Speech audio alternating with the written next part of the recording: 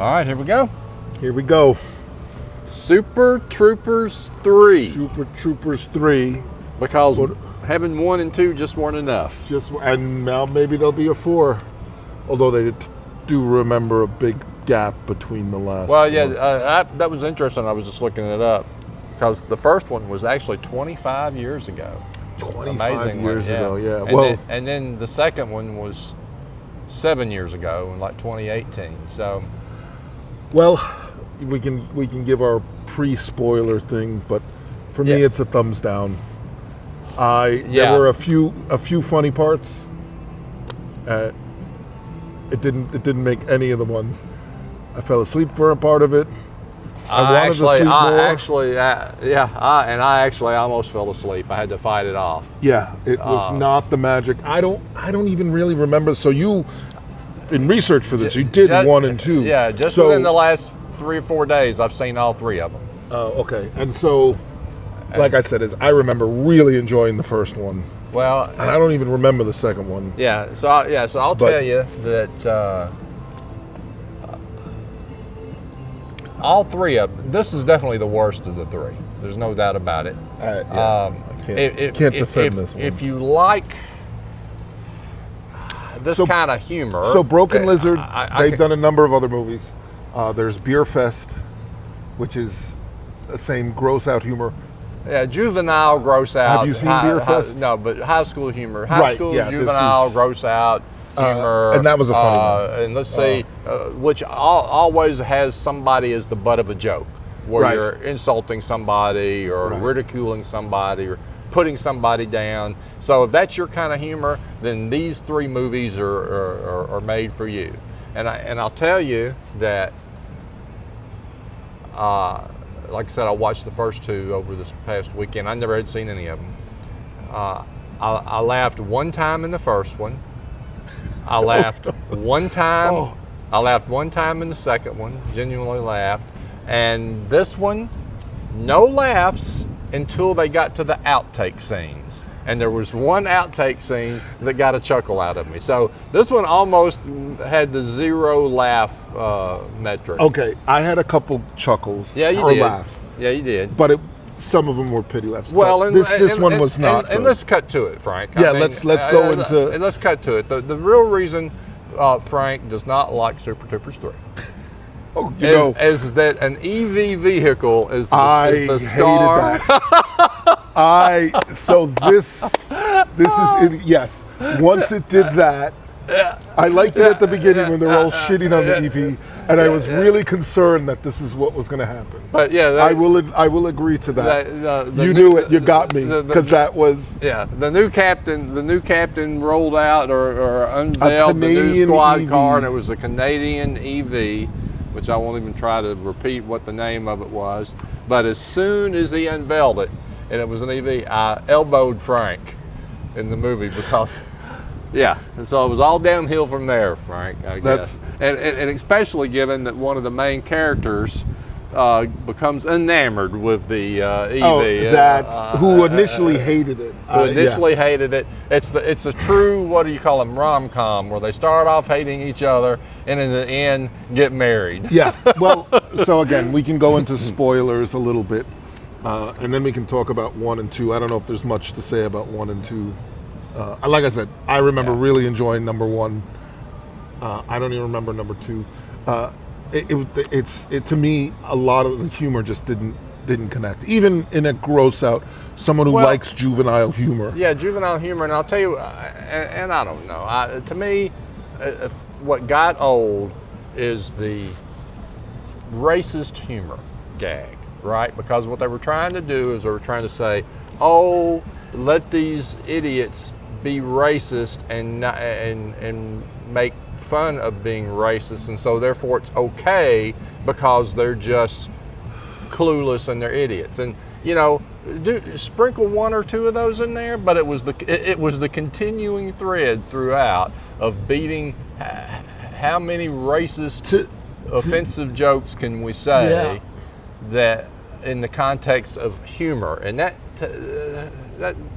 that's going for cheap laughs in my opinion. Yeah, this just didn't connect.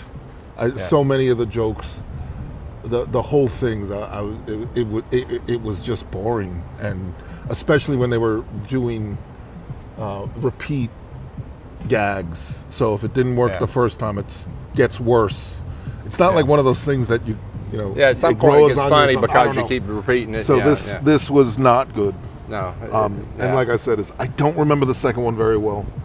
I'm pretty sure I saw it, but the first one had a lot of things. But yeah, this had long period. It's not a long movie, hour and 44 minutes, and I looked it up because I was like, when is this going to end? Well, I looked it up ahead of time. I honestly, to me, the best part was the end credit scene.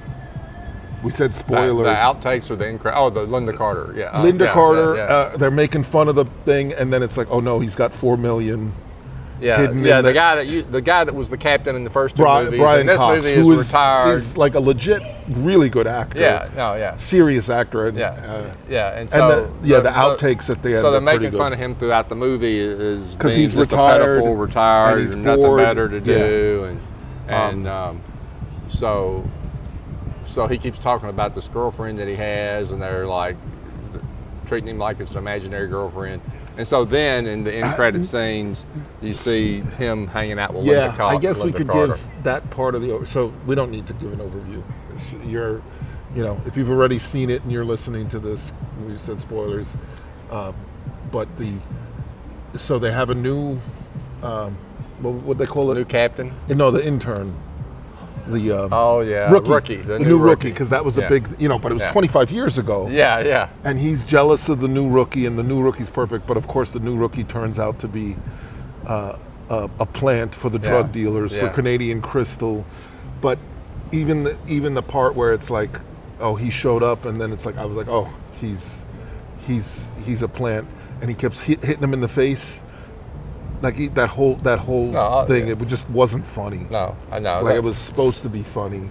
And, there were a couple of clever things in there that maybe I smiled at or whatever going through the movie, but not enough that's worth forcing yourself to watch it. If you think it might be your thing, wait till it's on cable and put it on in the background. As someone who was a fan of the first one, you didn't even like the first one.